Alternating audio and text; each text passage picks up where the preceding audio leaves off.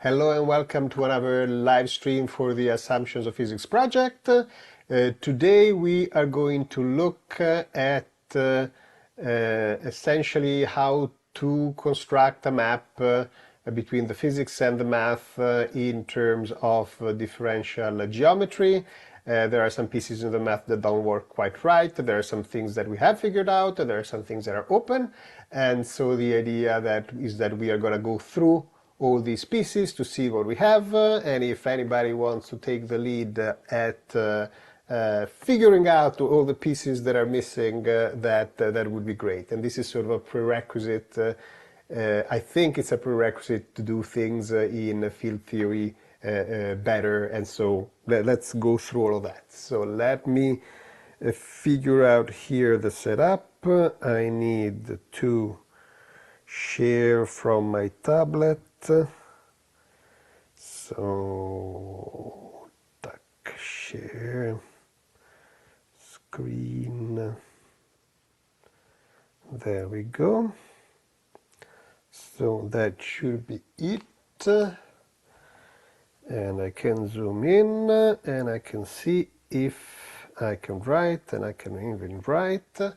And so everything should be good. So if anybody wants to interrupt when I'm talking, please do.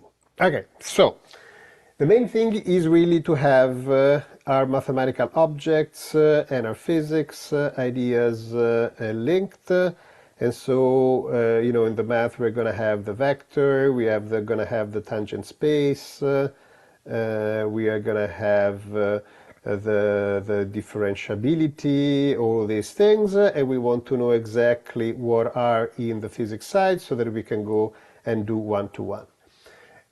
We are going to look at differentiable manifold in particular, right?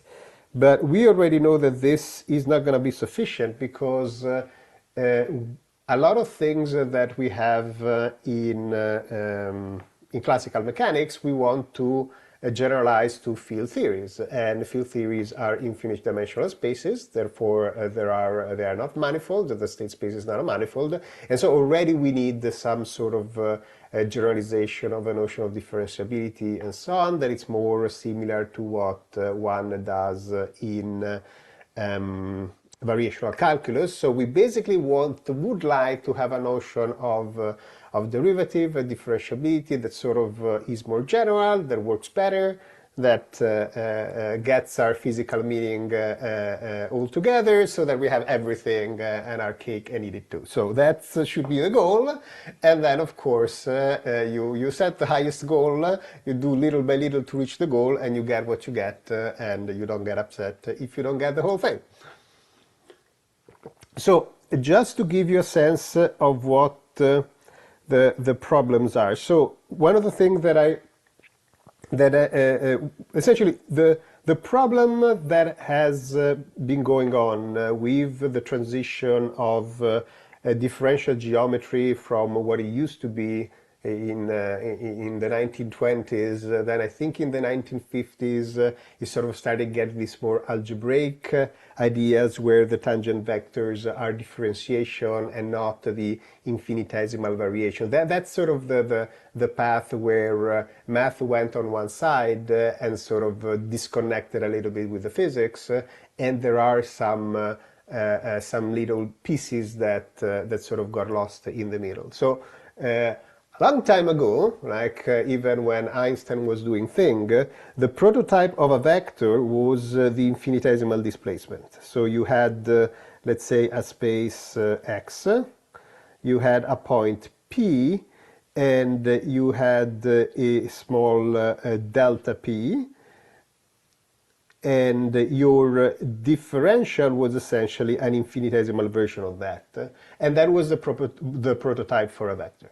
Right, so still, when you learn vector calculus, you're still taught that as a vector. So you have the typical thing that you have a line and you chop it up into lots of pieces, and then you have your little dp's, and then you do the scalar product with your dp and your vector field v, and then you get a new integrate, right? So that's that idea is still there in when you study differential geometry, the differential calculus.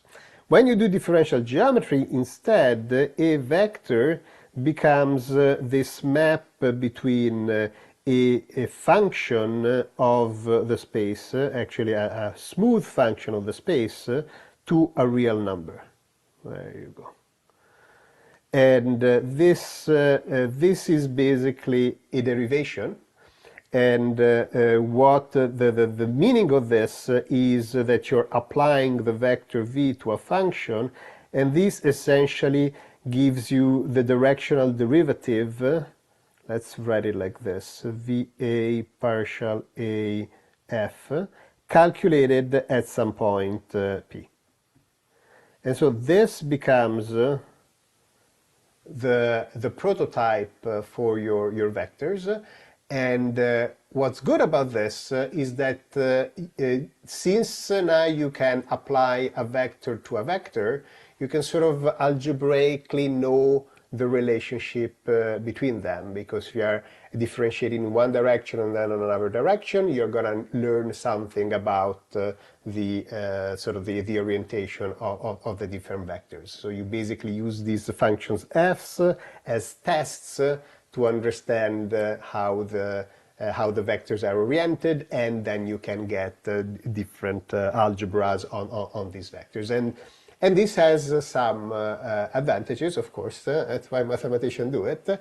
But the problem is that it loses the physical meaning that we had before of this displacement, and it just does not work well with units. So if you are thinking about vectors as displacements, then you can think of your dp as essentially a VA dx, let's use I, right? So this would be the sum of Vx1 dx1 plus Vx2 dx2 and so on, right? So you have a displacement in each direction, and then you sum them up, and that's what your final displacement is. In terms of derivations, then you would have that your vector v is v upper I partial I. So it would be something like v, let's just do v1 partial 1 plus v2 partial 2 and so on.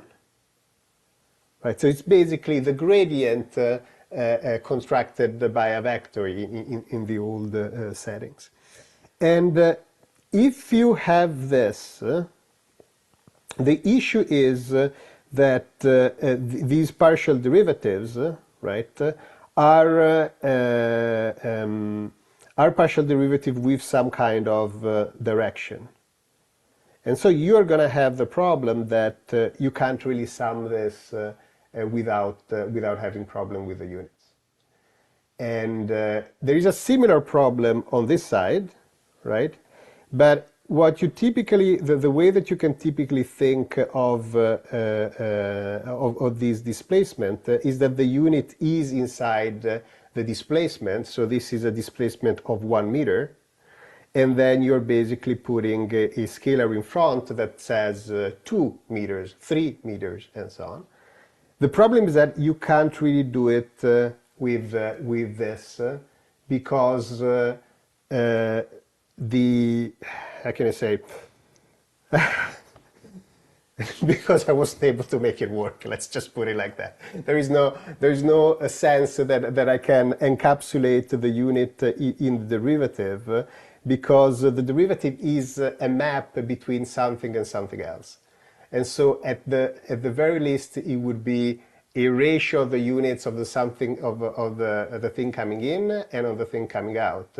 But whenever we define a derivative like this, right, we have the unit of one and we have the unit of the other, and so it's unclear then what this how to treat the units of the derivative.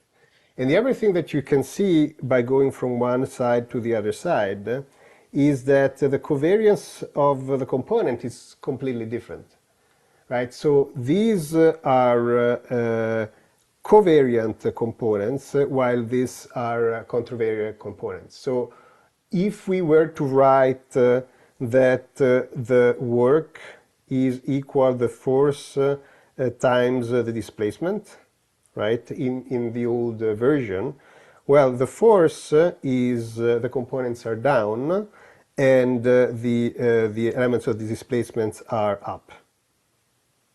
There you go. And these are the correct units. If I have to write now, so this would essentially be your covector,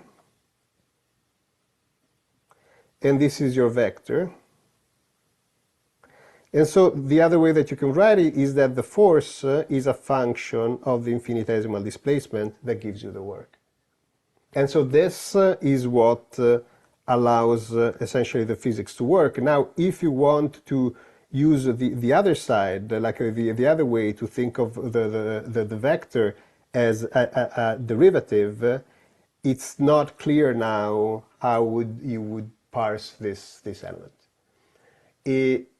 A related problem to all of this is that when we are talking about displacement, it's clear that the displacement only depends on the unit that we chose for your oh, actually I said something, yeah, okay. It depends only on the units that you chose for your coordinates x and y.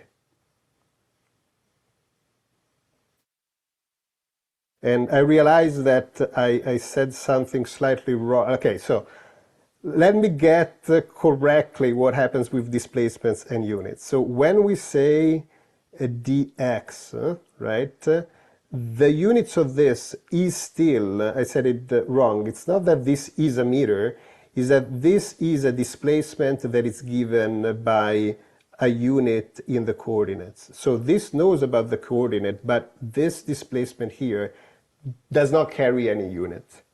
And so if this is your dx and this is your dy, now this would just be dx plus 2 dy, and this 2 does not have units. It's just a scalar multiplier that you're using. And these are the things that you can't do in with this in this way, like with the partial derivative, because the partial derivative, if I write partial r of s, this has to have a unit of inverse meters, and that's the problem that you're going to have. Another thing that in differential geometry, how a lot of these things are defined is with a notion of curve gamma, that it's a map to from R or some integral of R to X. And so the idea is that you have your space X, and this is your gamma, but gamma also has a parameterization. And in physics, there are two cases that are completely different. One is where you have a trajectory. So let's say that you have a position and momentum, and you have a trajectory, right? This trajectory is a gamma of t, and t is a physical parameter. So when you define your d gamma dt, this is a velocity. And it's important that the parameter is actual time. If you change the parameter to be something else, that would not be a velocity. You can also have a word line, so you have x and t, this looks like another x, and t, and you have a curve like this. Now, this may also be parameterized by some other parameter s, but that s is a throwaway parameter, it doesn't matter. The important thing is the set of points. The parameterization is completely unphysical. And so if you are calculating the velocity, what you actually have, you would have d gamma dx, ds, sorry. so d gamma x in ds, so you would have the part of gamma in the position derived by s multiplied by 1 over d gamma t over ds.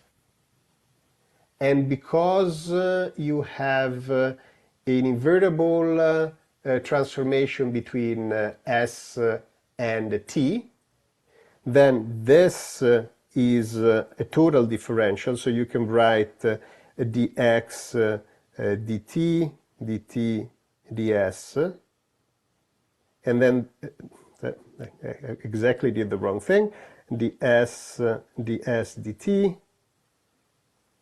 These are going to simplify, and now this is the velocity. Okay, so the point is that in this case over here, the velocity is actually a derivation, right, of the path with respect to its affine parameter. While here, the velocity is basically just the tangent. And the affine parameter is completely relevant. Logan, please. Yeah, you don't need to raise your hand. Just drop in. Yeah. I wanted you to finish that, for lack of a better term, tangent before I mentioned it. Because going back to the differentials, you were saying that the differential, say, dx doesn't carry any units. Yes. But if, yeah, so say if that's x1 for the first coordinate direction, Yeah. dx1 should still have the same coordinates as x1. Because if you consider applying the differential to some function f, you'll have df, and by definition, that'll equal the partial of f with respect to x times dx, just by the exterior derivative. So, and the only way that units work out is if the differential has the same units as the different. So let's go through all of that, because the problem is that there are lots of things that now are called the differential, because there is the old type of differential, there is the one of the differential of a map inside differential geometry, which is yet another object. So I think we should like map all of that so that we understand what we're talking about when, because I'm also being sloppy here because I haven't, if I had everything worked out in my head, then it would be a solved problem and I could say it. So the problem is that not everything is mapped out. So we have a space, let's call it maybe not X, let's call it M. Let's call it M. And so this is going to be our manifold, and it's going to be, let's say that it's three-dimensional so that we have a concrete thing. And this is just going to be physical space. Okay? Then we have in R3, I don't know if I want to do R3. Let's say that we have a coordinate. So let's say that we have R, and this is our coordinate X, and this is measured in meters. Okay? And let's say that we have another coordinate Y, and let's say that this is measured in feet, just to make things a little bit more complicated. Okay, and so we have a map, right, that goes from here, essentially, let's do R3 so that it's a little bit, and let's do polar so that like spherical. So we have an R that it's in meters, we have a theta that it's in radiant, and we have a phi that it's in radiant. And you can pick whatever convention you want, it doesn't matter. Then we have an invertible map, and let's call this phi like this, such that we can go from one side here to here. And so these have units, but when you map to the point does not have units. Okay? So the idea should be that we make like an infinitesimal version of this in a neighborhood, right? And we are going to have now a map that maps the infinitesimal versions coordinate free to this. So we are going to have a map here, if you want to call it d phi, right, which is the differential of the map that we had before. Yeah, Right, that so, makes sense. right, Which the differential for points on the manifold would still be unitless, but the differentials in R3 carry exactly. whatever So state. these still have units, like these have units, because you just made a small version, so they just retain the units. And then they go to a map and give us differentials that are unitless. So now we have to agree on when we write dx, what is it that we're writing, right? Those are the things that are still open and that needs to be spelled out very well. Because we will want to be able to say that dp is let's do it here, right? We will want to have well, I don't know exactly how it works here because we also want to say that p is a function of r, theta, and phi, right? And so in the same way, we want to say that dp is a function of dr, d theta, and d phi, right? And so the point should be that when we write our, let's say, let's call it V for lack of a, so we're going to have a VR, dr plus, oh, this was a theta, V theta, d theta plus V phi, d phi, right? So we will want that these have units if we want to be consistent with the other, right? Because we will want these to have units, this to have inverse units, right? And this to be unitless, which means, and this is, I think, the point, is that these elements are not elements of a vector space because we're not summing those things directly.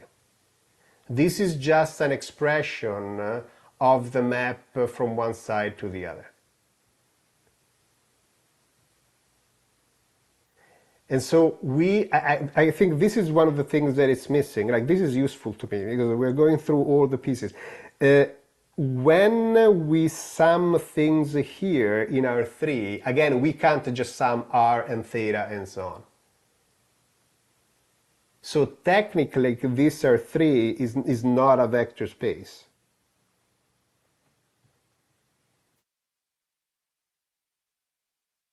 Right, and it's also, even after we apply units, it's not necessarily a canonical application of units because we have to pick whatever, like for example, you pick meters, but you could easily pick feet.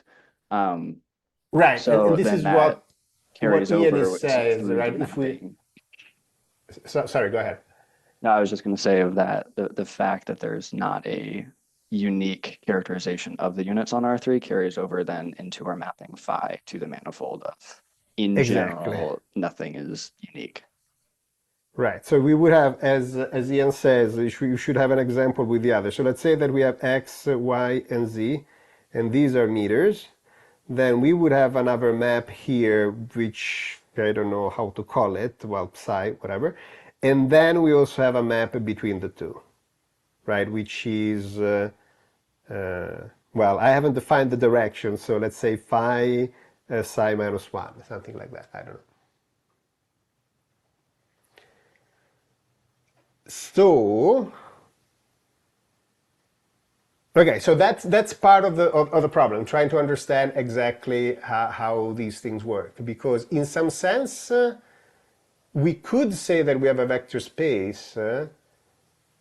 Right, so here's how it works. If I have 1 meter, 2 radiant, and 1 radiant, and I have 3 meters, 0 radiant, and 0 radiant, I can definitely sum these two. And I can put a scalar multiple like, 2 and 1/2. So I can make linear combinations. So it is a vector space. What I can't do is sum the two things. So it's a vector space in the sense that we're summing things line by line. And the vector space structure that you have here is different than the vector space structure that you have here, because when you're writing this thing, summing and multiplying things in the different charts, you're going to have something completely different. If I have here, right, and I have this point in Cartesian coordinates, actually let's do this point in Cartesian coordinates, and I multiply it by 2. In Cartesian coordinates, I would just come here. But in polar coordinates, I would multiply the radius by 1 and I multiply the angle by 2, and so I will get this point over here, right? So this would be multiplication by 2 in Cartesian coordinates, and this would be a multiplication by 2 in polar coordinates. And so this is the whole point, because the map between spherical coordinate, polar coordinate, and Cartesian is not linear. Therefore, the linear structure is not conserved. But for differentials, if you're small enough, the map can be linearized, and so these maps, the map on the differential will be linear. So again, I don't think this is complicated. It's just somebody has to sit down, figure out what the rules are, spell them out so that I can say, oh yes, and then we can drill them inside our brain, and then and then we have them. The way I've been looking at it and trying to figure out a way around this was, instead of necessarily just saying it's R3 with 1 dimension with meters and 2 dimensions with radians, is saying that it's the tensor product of 3 so-called like dimensional lines, where one line has dimension of length and the other two have 0 Yeah. dimension, and it's the tensor product of those 3. And if you have a different, for example, if it's all in length, those two spaces are going to be isomorphic to each other, and in a non-canonical way. But again, I haven't necessarily fleshed all of that out. It's like you said, it's not hard. It's just, yeah, it's just different from what we normally do in physics, so we aren't used to it. Right. We just need to put these things, because the mathematicians don't care about this stuff, which is fair, right? And we need to get it done.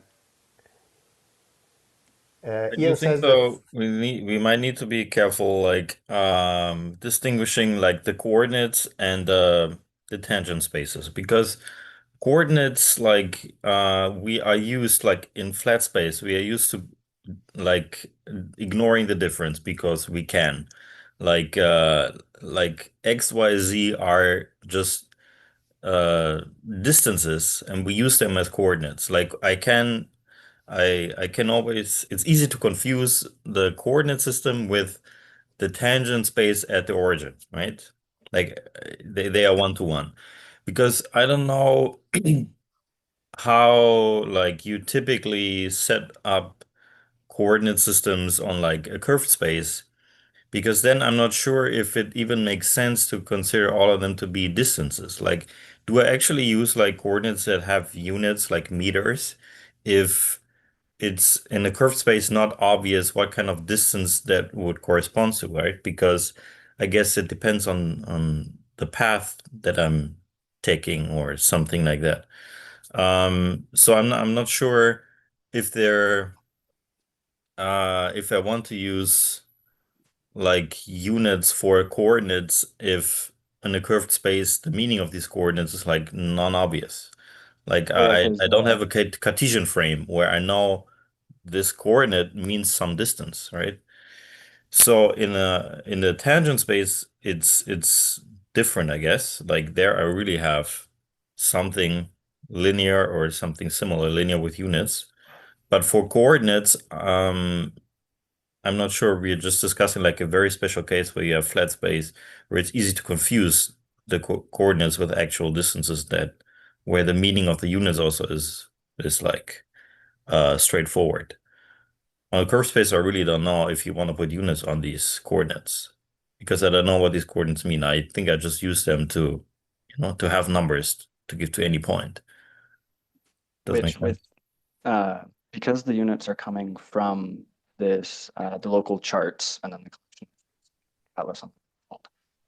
I think so. If you want to Because that measure mapping does distances, take you into a Euclidean space where you can define the length of curves, yes, you map have a curve on a metric manifold, on each right? tangent space, and Yeah. that thing measures distances really, right? So you would like, I guess the perspective that would be the easiest for the mathematician is like coordinate charts they're just numbers, like coordinates are just numbers. And then you have some kind of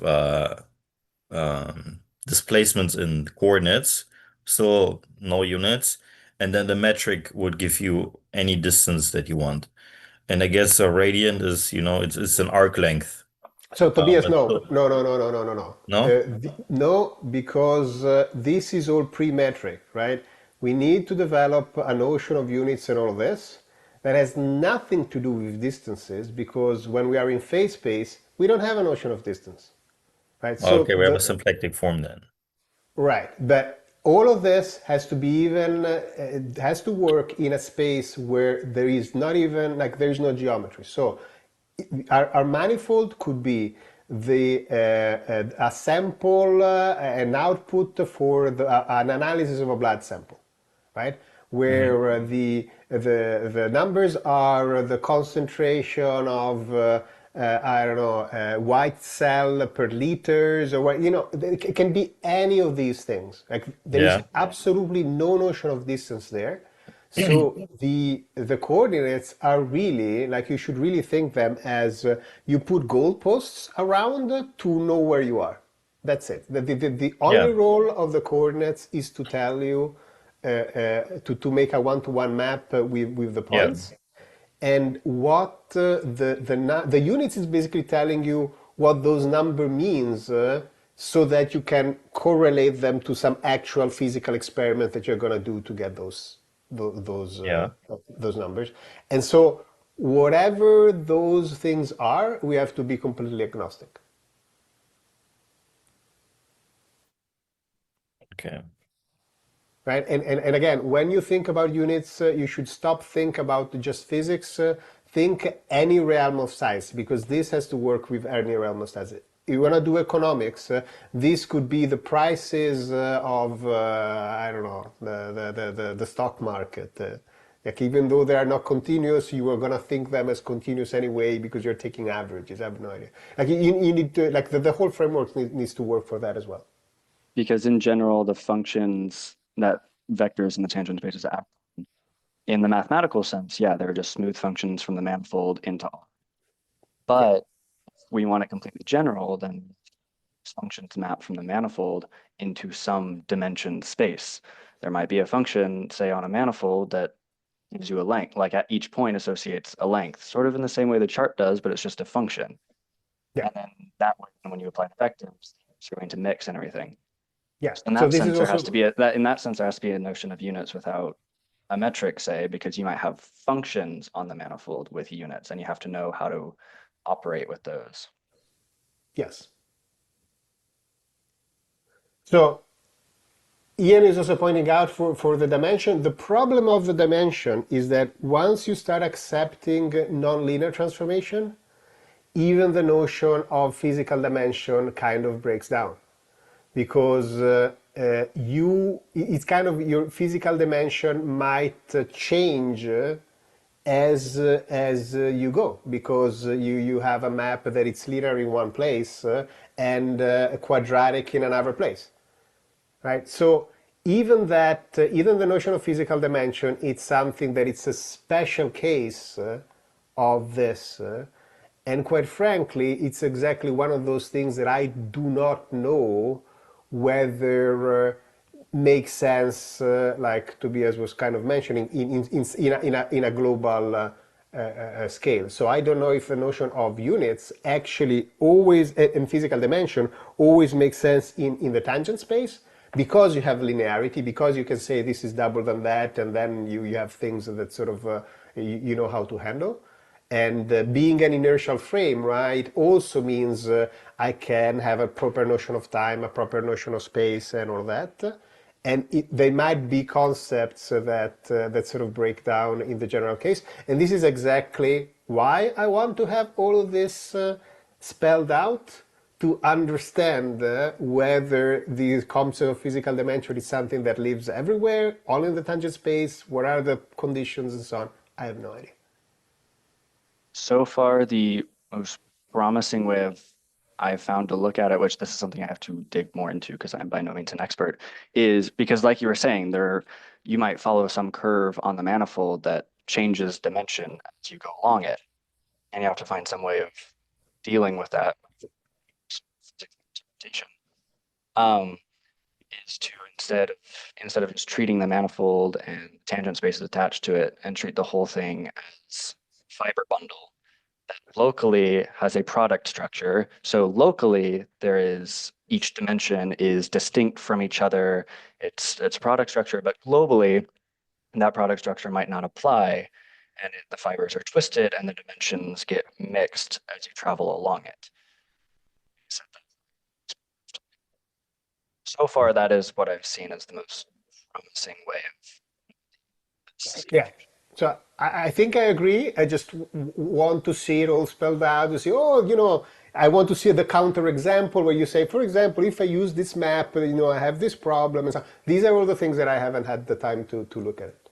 So I guess even if you would put some kind of polar coordinates on phase space, like your e theta would rotate from meters to units of moments, right? yeah, Yeah. And something weird in between, like, yeah, that's exactly right. Or you make a polar coordinate between space and time, right? It's the same thing. Like, what are you doing yeah, there, sure. right? Like in principle, mathematically you can do it, and there might be some twisted reason why, like a reason why in some specific case it's exactly what you want to do it, but clearly you have problem.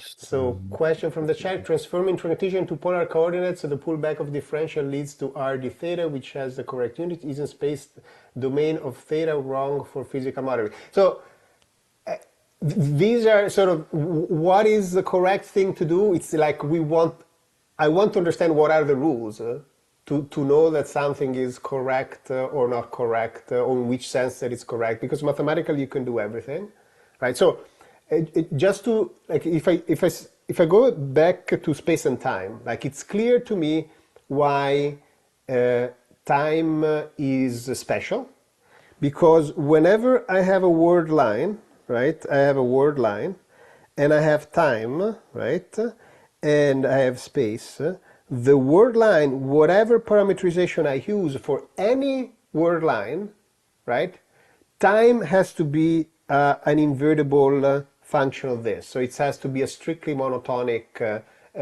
function of S. And that's not true for space. You can the same curve, the same word line can visit space more than once.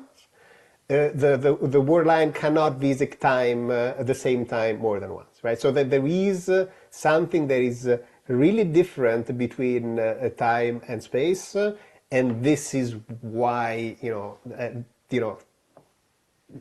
have space-time separation, all of that, because otherwise just the things do not make sense. But whether there are other like restriction like this when you start setting up coordinate systems, for the other thing that we are asking for the space part, let's say, we're just asking that the set of new coordinates and the set of new coordinates are in a one-to-one bijection. That's it. We're not asking for anything else.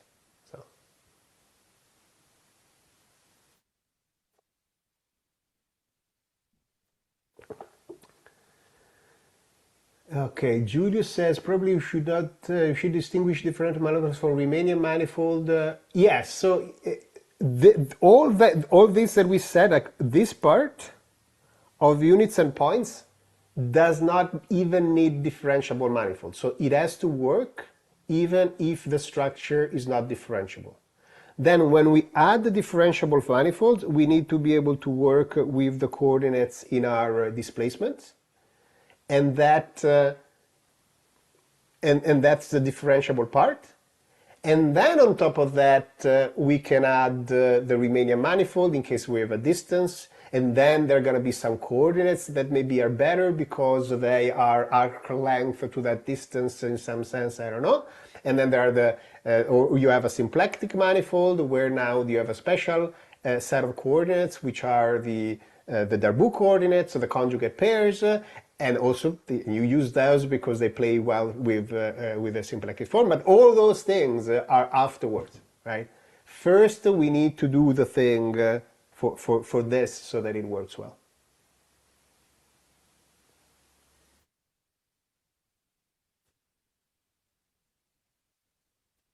Okay? And Ahmed says maybe the correct idea is of a particle, which is perfectly the segue. So if we have a field, then these points here are point in a function space. So they are in an infinite dimensional space. And the idea is that I'd like to have all of this works in the same way. So, I wouldn't have a manifold at that point. Let's call it F. It's the space of field configuration. And so you have something, C, that's the space of field configuration. And then you have a map between, let's say, in a function F and a function G, right? These are now F, G, and H. So these now are not numbers. It's not R3 anymore, but it's like C infinity of some other space X to the third. And these have units, right? And I'm going to have a map phi that maps from here to here. And I might change my units of the field, right? And call them like F, G, and H. Right? Now these are fields maybe mixed with each other, and you get different values, but still you're going to have a map phi here, right? And therefore I'm going to have a map between the two, which is, phi composed with phi psi minus 1. Like, in principle, there is no reason that this wouldn't work, and we kind of need something like that because when we go to classical mechanics, to field theory, that's formally the thing that we do. We take Q and P's and we put the fields and we define a Lagrangian density and all of that, right? And so the difference between this part and the other part is that here this the space of function is on some manifold that has a dimensionality, but if I put the dimensionality 0, so if this is R0, this should fall back, should become the exact thing that we had before, because now it's just a function of a single point. Therefore, is just a set of functions R, a set of values, elements from R, and that should reduce, right? So ideally, that's what I'd like to have, because then we could write a version of Lagrangian mechanics and Hamiltonian mechanics that is exactly the same in the mechanics part and in the field, in the classical field one. And of course, this is exactly the way that I don't know how to do it. And that's why we're here.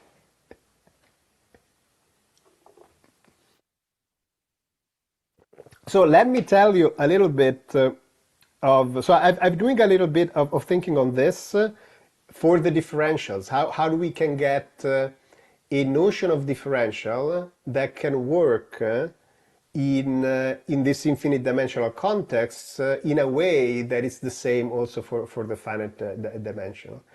And the proper setting to do calculus of variation is that of a locally convex topological vector space.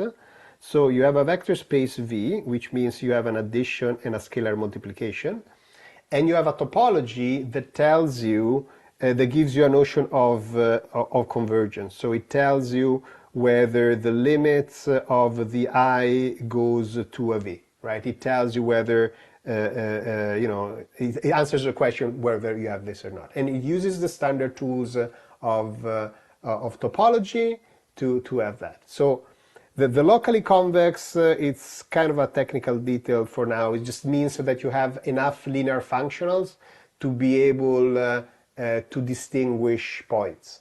So if you have 2 points inside your vector space V, you have, let's say, V and W, then you know that there is a linear functional that you put a constant here and it separates the 2 points. That's basically it. And so I want to recover this notion of the differential are things that become smaller and smaller and smaller. And ideally, right, you basically want to have this picture that you have this space and you're zooming in, right? And as you zoom in, things become more and more linear. And you want all your functions to be independent on how you're zooming in. So everything that you zoom in, at some point, everything looks the same no matter how you zoomed in. And the trick that I found is the following. Since these vector spaces are always going to be defined on R, so let's assume that we have R, you can define a sequence AI inside R infinity that of elements that are always greater than 0, and then they converge to 0. In fact, if you want, you can think them that they are always decreasing. It's the easiest thing. You don't have to, but so this essentially it's what I called.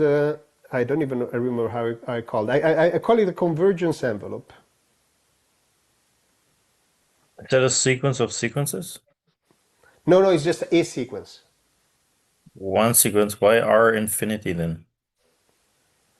Oh, because I was thinking the whole sequence as going to R infinity. Yes, Yeah. Every element is in R. Yes. Good. Okay, makes sense. And so you can basically imagine it like this, right? This is the AI goes essentially like this, right? And so it basically picks out a rate of convergence. Right? It tells you how you're zooming in. And these are essentially all scalar values, right? So you can imagine that in the simplest case, you take a vector, you put in this, so your VI is something like this, and it's basically a vector that gets smaller and smaller and smaller, right?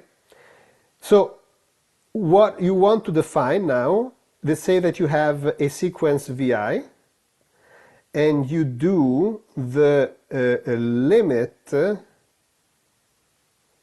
let's see, how did I define it? Yeah, so this sequence, right, you can now say, so since this is the model that we had in our head, right, suppose that I have a sequence VI that if I divide it by AI, and I make the limit of I that goes to infinity, let's say that this converges to V. So this VI now, it's a sequence that as it gets smaller, looks more and more like V. So now if I have two sequences, VI and WI, that are different from each other, but for both the limit of VI, it goes over AI, it goes to V, and this is also true for the WI over AI, right? These sequences might be different at large scale, but as they become closer and closer, they look more like each other. And this is the important part. These sequences must converge on a direction. Because if I had a sequence that kept doing this limit would not be well specified because you're keeping circling around. You're never coming in from a specific direction.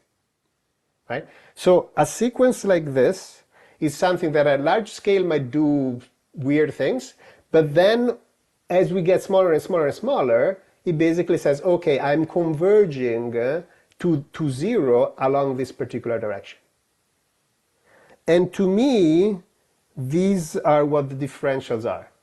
So a differential with the convergence envelope AI and the tangent vector v, it's a sequence vi such that the limit of vi over ai, for I that goes to infinity, converges to v.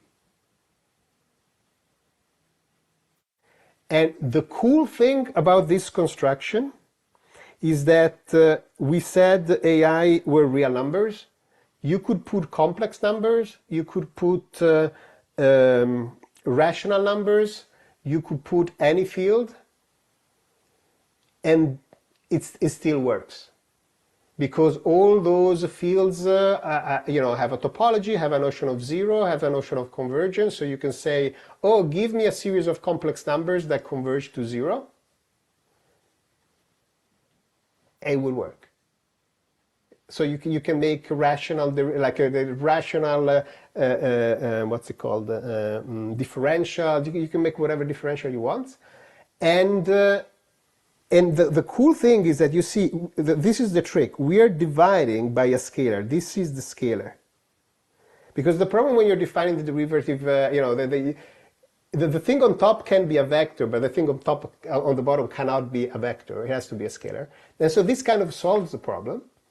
And it also works in infinite dimension because it's just the notion of convergence is given by the topology that you have, and for whatever case you can pick the topology that is consistent of what the physics is going to describe, and so on.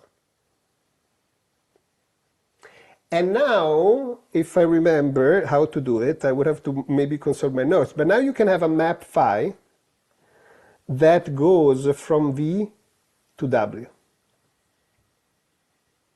And you can say the map is differentiable at V if essentially maps differentials of V to differentials of W with the same convergence envelope. So the way that you get small on V is the same way that you can go become smaller on W.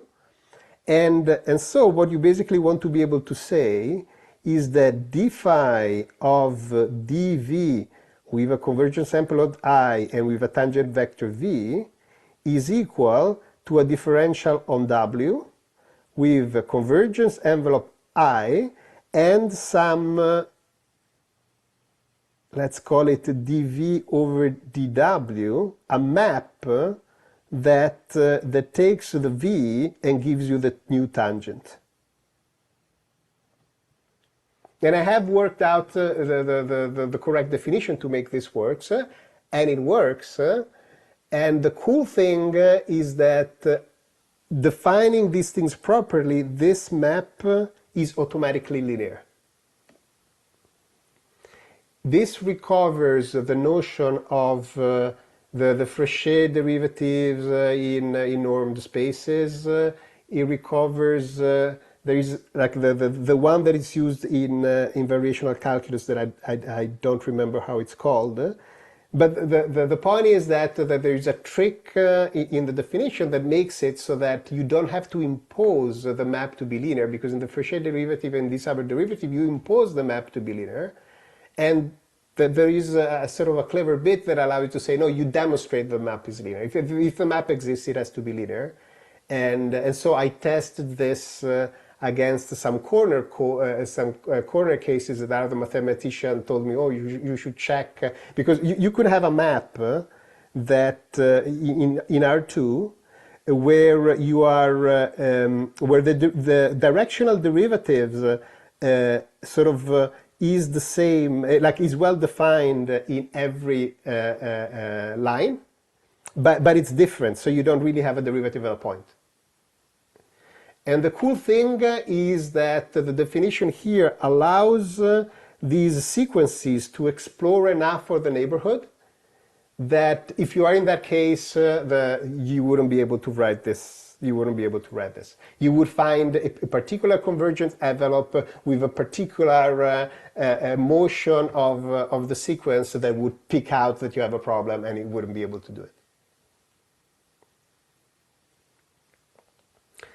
And so my hope is that, again, these are vectors. So I think this is where the units must be, I don't remember if Logan said it or somebody else said it, like the units should be in the things that you make the tensor product of to get the vector, right? So the vector space itself would be kind of like M, right? It would be this part, right? The vector space would be this. And now you're going to say, okay, but M is not a vector space. And now we would need a topological space that is not itself a vector space, but at every point it's homomorphic, it's locally homomorphic to a vector space, a topological vector space, and you have to make sure that all these topological vector spaces are the same. I don't know if you can actually prove, maybe like you do in manifold, that they're all the same. But then at that point, you basically have this generalization of a manifold. You basically say, I have a topological space that at every point I'm locally homomorphic to a topological vector space. And then that topological vector space allows me to define these differentials. And then if I have a differentiable structure means that I can map differentials to differential in this sense. And so this would be sort of the layer, the foundational layer that would have the units figured out, a notion of differential that it's worked out, such that we can build all the stuff on top. And so if Can anybody you is help looking at this, me go ahead.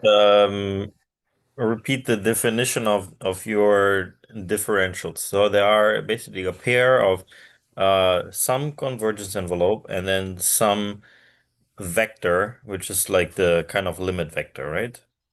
Right. So a differential Mm-hmm. is a sequence of vectors Okay. that, given a convergence envelope, Mm-hmm. has this limit well defined. But then, so do you pick one specific sequence of vectors, or do you pick the equivalence classes of vectors that for the same convergence envelope converge to the same V? Or do you pick Right. one So specific one? once you get all these things, then you can define you can, for each convergence envelope, show that the equivalence classes of all these sequences form a vector space.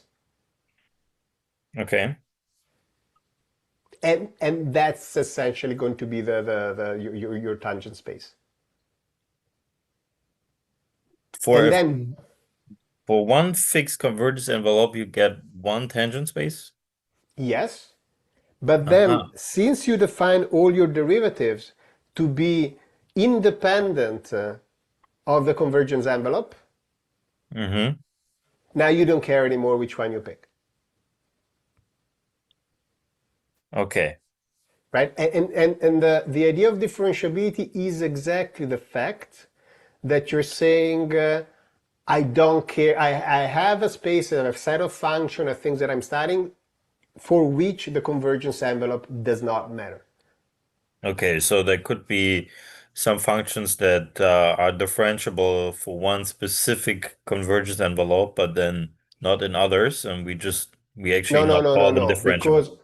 the definition of differentiability is the fact that the limit, that the map does not depend on the convergence envelope. So you would not have a differentiable map. Okay. Yeah. Yeah. Okay.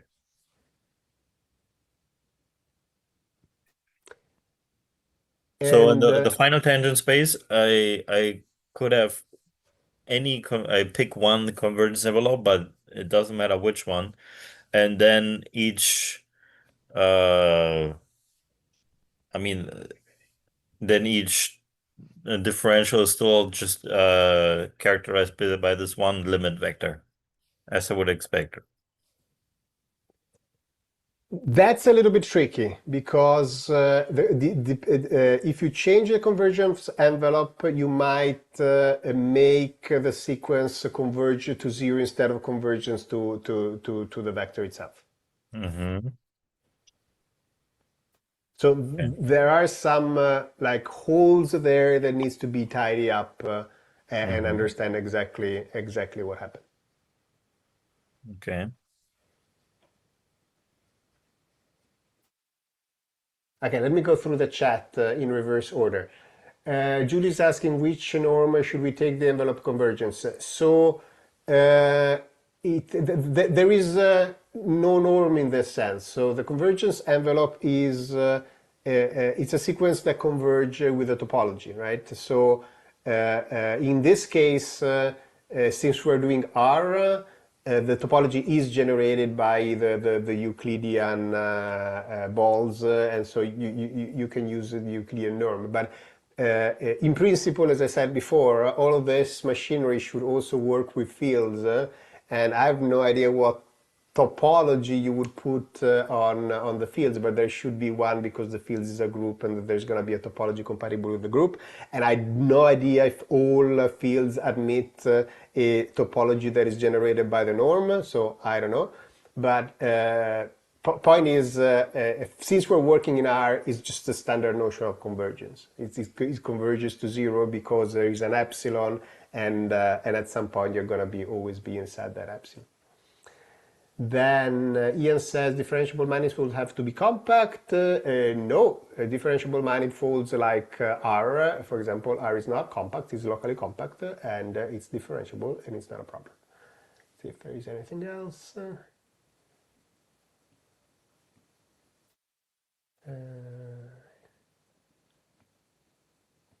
Yes, given a metric tensor, it is not generally possible to find coordinate space if there is no orthonormal in any open region. Yes. And here. Okay, and I think I caught up with all the messages. Julio asks if I heard about borology. No, I do not know what a borology is. Oh, since I was talking about topology, the topology of the vector space also does not, that really does not need to be generated by a norm. So if we were using Schwartz spaces, Schwartz space, I hope I'm correct, but I think I'm correct. The topology of a Schwartz space cannot be generated by a single norm. It has to be generated by countably many semi-norms. So again, for convergence, you use the topology, whatever the topology is. So you don't even care how what notion of convergence you have. So that again, so that we are completely general and we don't care.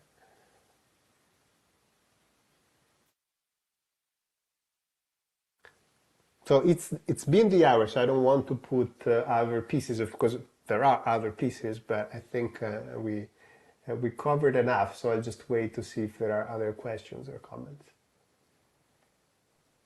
I was wondering how similar this definition is to this equivalence class of curves that have the same tangent vector. It's like an alternative definition of the tangent spaces in differential geometry. Do you know what I mean? Yeah. Let's talk about that because that's exactly the definition that does not work for me. Because again, you are defining the curve as something that goes from R to X, right? And so suppose that I have the same line in X, right? And I change the parameterization, okay? Do you want to say that the tangent has changed or it has remained the same? Wait, are we talking about this is the curve in the manifold that you're drawing? Yep. So it's gonna Uh, have a parameterization, right? 0, 1, 2, 3. well, yeah, I mean, it scales in the opposite way. If I stretch my parameter, I shrink the tangent vector. Or no? Right. Or I might just want to say that no, the tangent No, no, the remains the opposite way. same. They scale the same way anyway. Yeah, the But same yeah, it scale. changes. So it doesn't matter how the scale, but the point is that there are two legitimate different things that you might want to do. So as I was saying before, if this is x and this is t, right? Then my velocity, it's either I picked a t that is homogeneous, that it's second, and if I rescale my t, I need to be able to say that yes, the representation of the velocity has changed because I changed the unit, but actually the thing is the same. And I have no machinery in the standard differential geometry to say that. Or I have the word line case, right? And in this case, my tangent, my velocity, like if the physical thing, I don't want it to change, right? Because the physical thing should be independent of the parameterization. If I use proper time or non-proper time, whatever I use, I don't care. That the physics should not change because the reparameterization is not a physical thing. So the problem is not the problem is that I have these two cases and I need to be able to choose, depending on the physics, which one I'm picking. And I do not know how to do it in the realm of differential geometry. Similar things happen when I have maps, right? I want to say that I have a d gamma that it's a function of gamma, right? That I have to establish equations of motion, right? And then I will have a flow, right? And I will have trajectory given by that flow, right? Again, I could be doing this in space or in space extended by time, such that then my d gamma is over my affine parameter. In one case, the flow is important, the rescaling it is, and in the other one it's not. Like the physics should not depend on that, right? When I define my Lie algebra, which we haven't talked about in CERN, what is the role of the parametrization in the definition of the Lie algebra? If I change parametrization, how does the Lie algebra change? Like the derivative change? And do I want it to change physically? What are the cases in physics that I want it to change and I want to be parametrization dependent, and the cases that I want to be parametrization independent? Because if I don't know those things, and this is where I am right now, I can't understand really what the Lie derivative is doing. Because I haven't clear in my head what these curves, family of curves, or vector fields that I'm considering.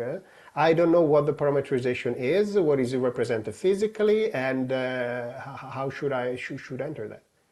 Those are all open questions that if somebody came to say, oh, this is how you do it, this is the case, this is the case, I'd be totally happy, right? And Okay, Hodge I was just duals, it's yet another set of questions like that. So thinking, your differentials are like in on a topological vector space, but on a vector space. And you have a sequence of vectors that go to zero. They become small along a Yeah, yeah. tangent, yes. So, but they're not coming in from the same direction, right? In the limit, they will. In the limit, they will. Okay, so but okay, these are steps, discrete steps, right? And if I think of the tangent vector at a point, this sequence of vi's, Mhm. they will go to zero, Yeah. right? So they will end up at my point. So if these AIs, if I find some continuous curve, like I don't make it a sequence, I make it continuous. I Yeah. could connect all these points. That would be a curve. But you have to tell me how you're linking. You see, this is the other trick, is that the discrete thing means I don't need to give a unit Okay. for, right? But once you put in a curve, now you have to give me a unit. And you need to tell me what the parameters are. Okay. If I just, okay, I don't know. I mean, if I just use unitless parameters, like, I don't know, unit one, like I just use real numbers to parameterize. Then it's like the two things map to each other or not? If I so you say I have this, and let's say what do you want to say? S my is unitless, right? Yes. Okay, I can still write gamma of 2s. Yeah. Are these the same curve? No. Well, is it the same convergence envelope if I evaluate it at just natural numbers? If I have AI and I'm skipping some numbers, it's a different convergence envelope. That's a different convergence envelope. Yeah. I can't make a reparametrization in the discrete. I have to hit all of them, and I can't skip any of them. So it's fixed. Yeah. Yeah. You basically fix the unit. Yeah. Right. It's not just Just, you're fixing the units, you're fixing the steps. no, Right. that So too. Yeah. imagine the simplest possible convergence envelope. You keep dividing by half the dyadic number, Yeah. one half, one fourth, and so on. So you're zooming in, by doubling the space every time, Yeah. right? That's one way to start looking at that, right? And whatever curve that you're gonna look is gonna do something.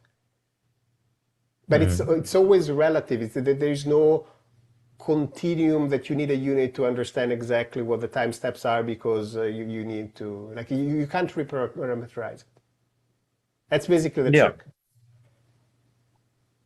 Yeah.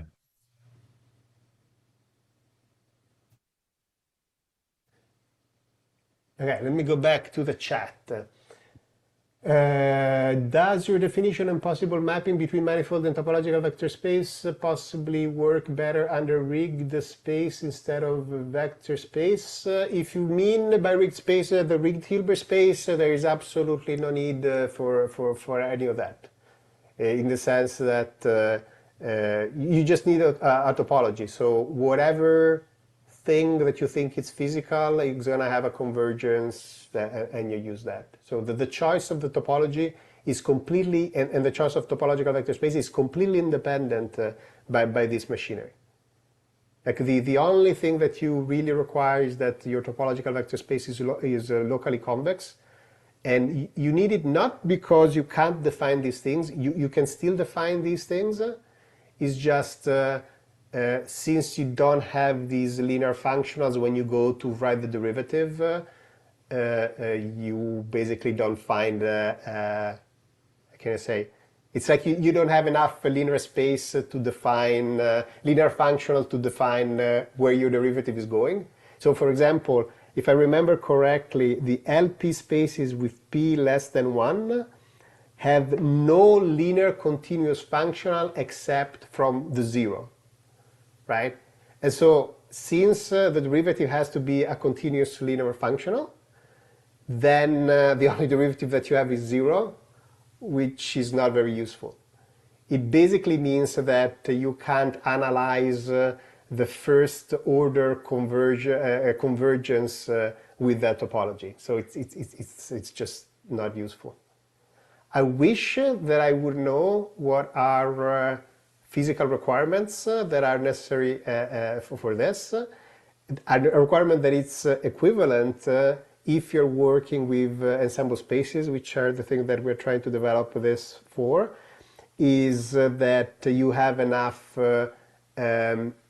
essentially statistical variables, because expectations are linear functionals, and so if you have enough linear function, it means that you have enough statistical quantities that you can go and measure to identify the elements of the space. And that kind of feels right physically, at least it gives a physical condition to this abstract thing. And it would be nice if I would be able to show, yes, you must have this because otherwise things go wrong, but I don't have it yet. But again, it should be something that should be investigated. Like these are the things at the foundation of math that I wish somebody from the math side would come and give me all the answers to. That's the thing. But unfortunately, when I go and try to approach a lot of mathematicians, says, yeah, well, you know what?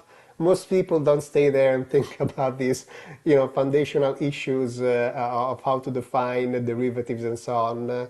The people that did that, did it like 60 years ago. They're all dead. That's what I'm told. So, yeah, need a time machine. There you go. Somebody has to invent a time machine. So Julius, in GR, space-time geometry is really an equivalence class with respect to diffeomorphism, and metric is more like a vector potential. Units might be dual to derivatives and conjugate momentum is to position. Then, as we introduce the metric and vector potential to have a linear map to velocity, the actual contribution to geometry might require similar ansatz to avoid a paradoxical situation. There is a type of differential geometry called real geometry, where all curves which differ only by reparametrization are treated the same.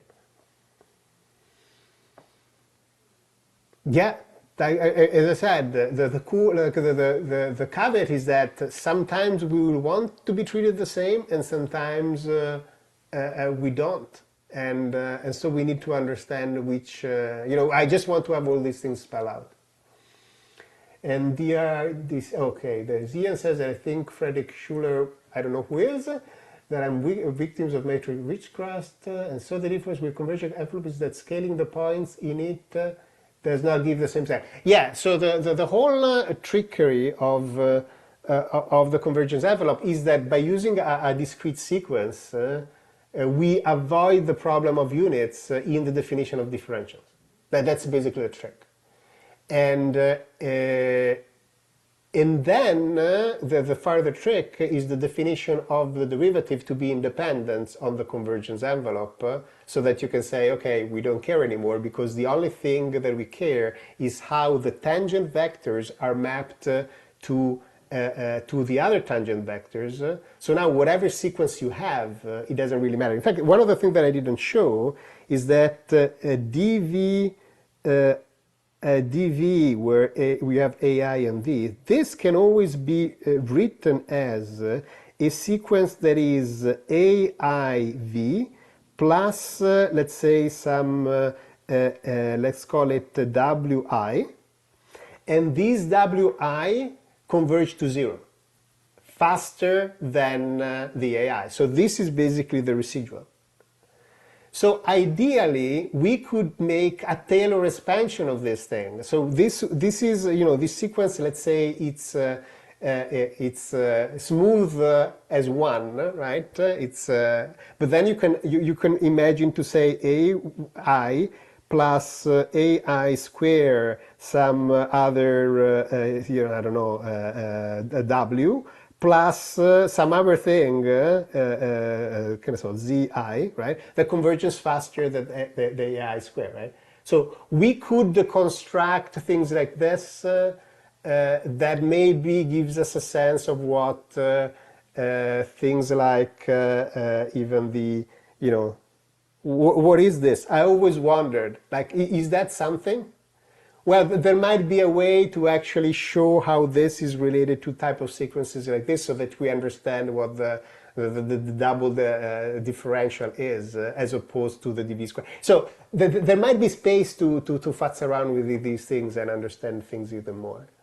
And again, the trick is that all these are sequences, and if you assume that your topological vector space is second countable, separable, which is most of the time what we use in physics anyway, because otherwise the topologies are second comparable, the convergence is fully understood in terms of sequences.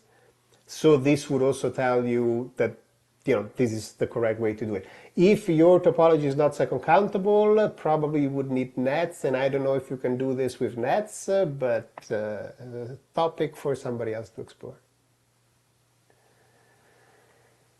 And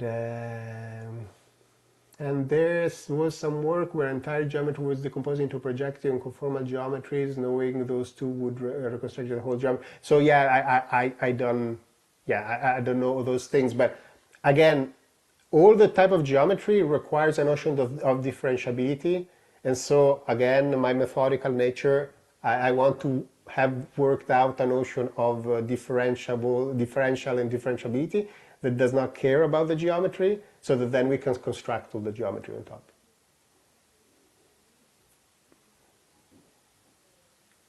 I think the integers of hyperreal, so hyperreals and stuff like that and non-standard calculus is a different thing than this, and I think it complicates more. So it's like a lot of the things. How can I say? Mathematicians want new mathematical stuff. I don't think, in some sense, there is some new mathematical stuff here, but it's mainly a recombination of the things that are already there. Like, so I don't want a completely new ideas. I just want the ideas that we already had. In fact, even the older ideas, like, because this notion of differentiable is closer to the notion of differentiable that people use in the 1800s, right? I want those things just cleaned up, right? So that they work better. Right? Because I want to engineer the current definition more than creating new things. And I think just creating new things is you're just making a permutation of the problem, because whatever problem that you had before, you just have to solve it in the new thing. And again, a mathematician might not care about these things, because I'm trying to clean up the thing for the physics. And another question: what's a math topic which you wish more physicists studied rigorously from a pure math point of view? Again, it depends what you're doing. Like, if you're a standard physicist, there are like standard experimentalists and do your things, right? The stuff that you study right now are absolutely fine. The problem is when you want to do foundations of physics or create a new extended theory of physics and so on. And you're not aware of all these issues. This is the problem, the thing that I find insane. I found people that want to work on generalized probability spaces that do not know what a sigma algebra is, and the sigma algebra is one of the foundational structure for all the probability theory that we have right now, which is based on measure theory. So to me is whatever you're doing in physics, whatever tools that you need for the thing that you need, go study them appropriately. And I do understand that there is a problem that we have this mathematization that, you just have these abstract things that it's very hard to understand because again, there are all these mismatch, right? And there is the problem from the theoretical physics community, right? That it should be their job of the theoretical physics community to go and clean up these things. But I think that this is where the thing gets stuck in the middle, that the theoretical physics think that it's the job of the mathematician to do this type of things, and the mathematician can't do these things because they don't know what physicists need. And so these things have been stuck in the middle. There is no clear funding for it. And as we saw, the problems are not like super complicated. I mean, a lot of the stuff I learned by myself. I'm not a mathematician, didn't study, just picked up a book and read and say, okay, in the physics we need this. It's just that the problem is sort of the receptiveness of the community to work on these things. That's more the problem. So now I'm ranting. Okay, so we have our 25 minutes after the hour. I'll see if there are other questions. Otherwise, I think we should stop so that I can go and eat.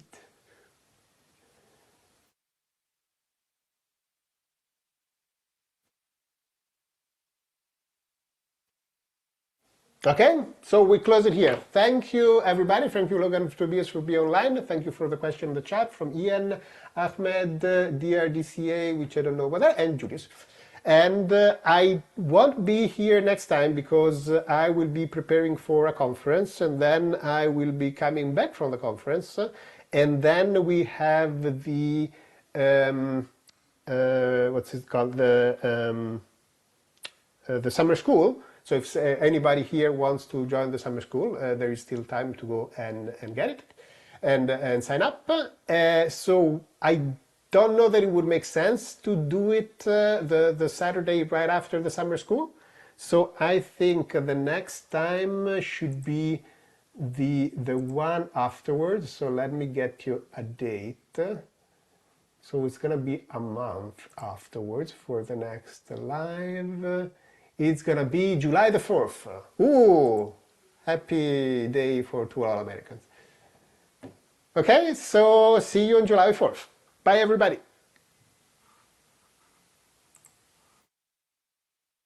Okay, stream stopped.